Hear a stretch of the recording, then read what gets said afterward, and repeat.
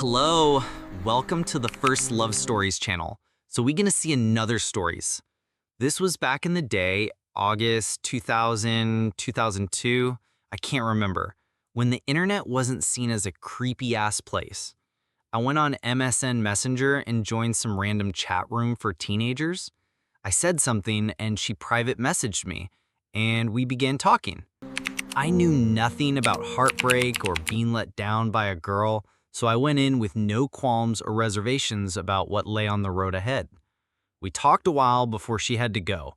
I found out she was a year older, lived in Western NY, and liked a lot of the same things I did. Things progressed as they do, to us talking every few days, to every day, to having regularly scheduled times when we would be online to chat. Days turned to weeks, and weeks into months. She seemed so perfect, so amazing. We liked so many of the same things, had the same goal-oriented mindset. She wanted to be a PA, I wanted to be a lawyer, and was pretty cute with short hair to boot. I'm almost certain this is where I got my attraction to girls with short hair. By December, we had traded pictures, nothing inappropriate, and moved to talking online via AIM Voice, or whatever it was called. We would talk for hours on end about anything and everything, and learned what staying on the phone and not saying a single word, how saying nothing could say so much and be an incredible feeling.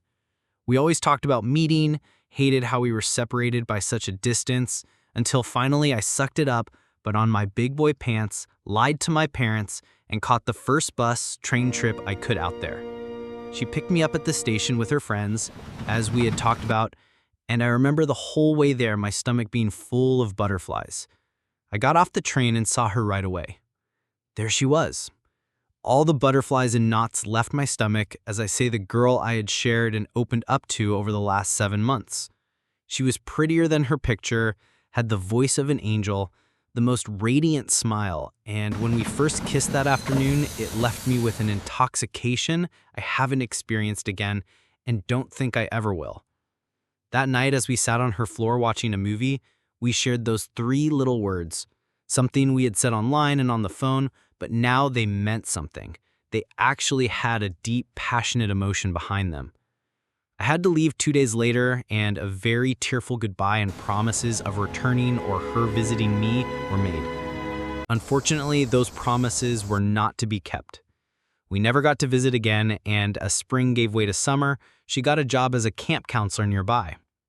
She said she would be waiting, and I wrote once a week as she didn't have access to a phone all the time, and I was at a camp closer to me working as a CIT. The hot days of summer gave way, and I finally was able to talk to her again on a regular basis. But there was something wrong. She seemed distant and cold right off the bat. I asked if everything was okay, and she replied, no. We've all heard the story before. She met someone else.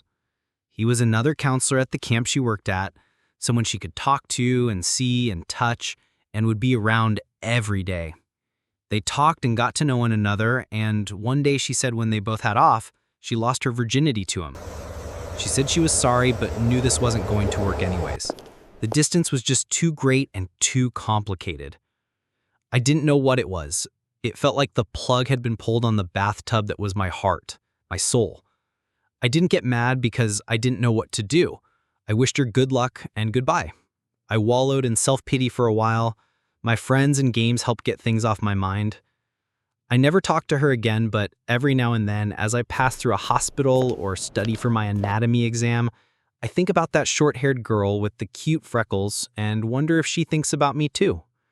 I hope she followed her dream and is doing something great like she always wanted, helping people and making a difference.